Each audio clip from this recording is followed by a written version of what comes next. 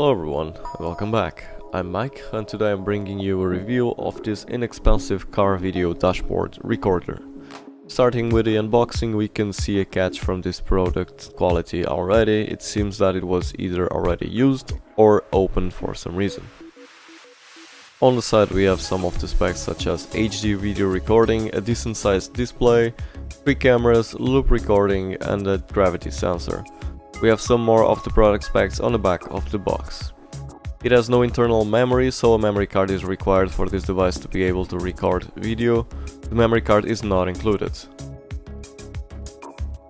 Inside the box, the first thing we have is the recording device itself. It has a 170 degrees camera on the back, which will be pointing to the outside of the car from the front windscreen.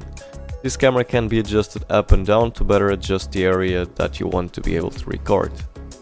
On the front you have the screen. This is not a touch screen, and a 120 degree car interior camera. Both the front camera and the screen have a protective adhesive, which we will remove later. Besides the main device, we have all the cables required to connect everything in the car and the manual that comes in Chinese and English.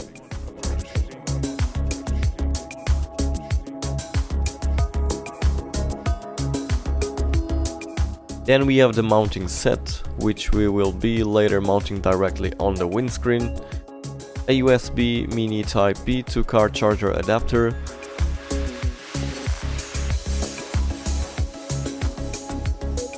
two screws in case you want to firmly screw the rear camera to the back of your car, a sticker to hang the rear camera where you want to place it without having to drill holes, and the rear camera with a cable with the length of 6 meters or 20 feet. By the way, the rear camera is clear water and dust proof. The 6-meter long cable has an audio jack-like connection which connects to the recorder, a connection to the camera and 2 extra wires that can be connected to the reversing lights from your car. The memory card I went with for this device is a Samsung 32GB Class 10 Mini SD, which is inexpensive and ideal for camera devices. Plugging it in is as easy as pie. Just check for the SD card hole on the top of your recorder and plug it in the correct position. Now we just enjoy the pleasure of removing the front camera protective adhesive.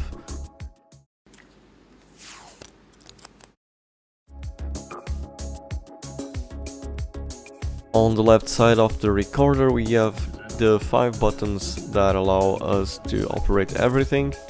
From there you can save the current recording, assuming you're recording in a loop, enable or disable sound capture and switch between which camera is shown in the screen.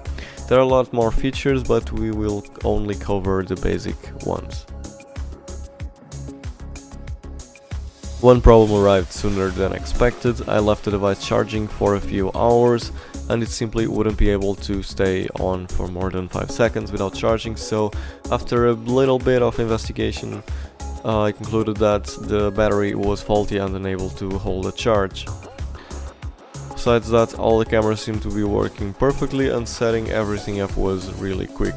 To be able to test the LEDs on the rear camera, I connected the red and black wire from the 6-meter cable to a 12-volt power supply, which is about the same that comes from your car when the parking light is on. At first I thought those LEDs were for night vision, but they are plain white LEDs, so don't be fooled if someone says it has native night vision. This device does not have it. I will be mounting the rear camera without the white LEDs as they seem to be way too bright and disrupt my vision, since I'll be installing this on the rear windscreen of the vehicle and not on the outside. Installing this on my 2011 Honda Civic was easy but took a bit of time as I had to check first the correct way to pass the cables.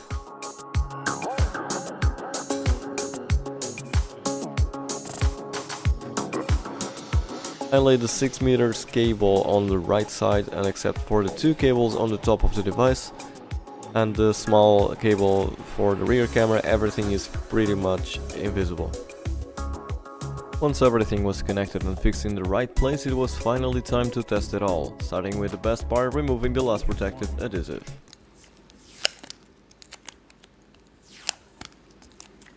I can say that, may it be day or night, the recording quality is quite decent. This review would not be complete without adding a sample from each one of the cameras. The device may only record with two of the cameras simultaneously, either the front and the rear cameras at the same time, or front and the one pointing towards inside of the car. Regarding the resolution of the cameras, despite the box saying the cameras are 5 megapixel, only the windscreen one is. The other two seem to be 3 megapixel. The rear camera quality, as you can see, is not really that decent, but quite helpful if you have no parking sensors or someone hits you from behind.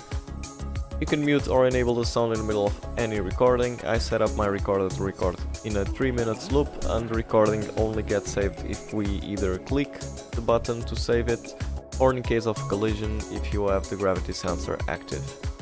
By the way, one of the features that is a must-have in a car dashboard recorder and seems to work very well is the gravity sensor, which saves the current recording automatically